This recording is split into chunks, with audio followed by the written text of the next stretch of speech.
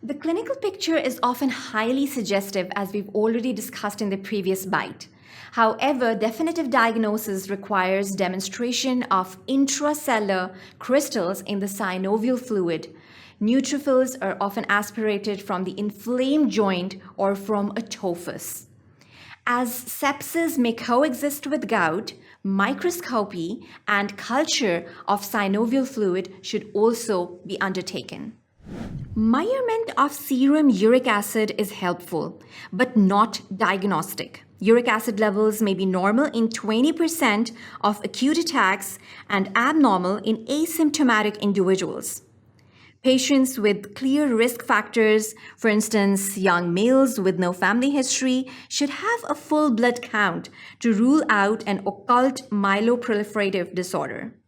As we know, the myeloproliferative disorders cause the blood cells, such as platelets, white blood cells, and red blood cells, to grow abnormally in the bone marrow. So, they increase the DNA turnover that occurs, and it can result in a condition of gout, or the determination of renal excretion of uric acid, which is mandatory if renal calculi, that is, renal stones, are present. Likewise, patient undergoing cancer chemotherapy should be pre-treated with allopurinol or occasionally a recombinant uricase to prevent gout, particularly with renal deposition of crystals occurring with tumor cell lysis. Plain radiographs in established gout show punched-out cortical erosions, often away from the joint margins, unlike the erosions found in the rheumatoid arthritis.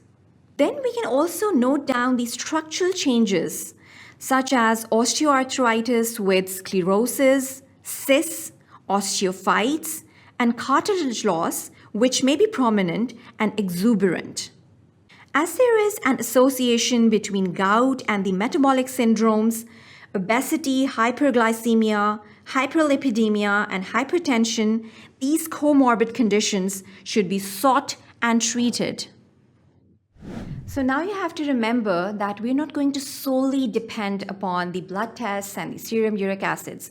We have to go about for the radioimaging techniques as well as the structural investigations.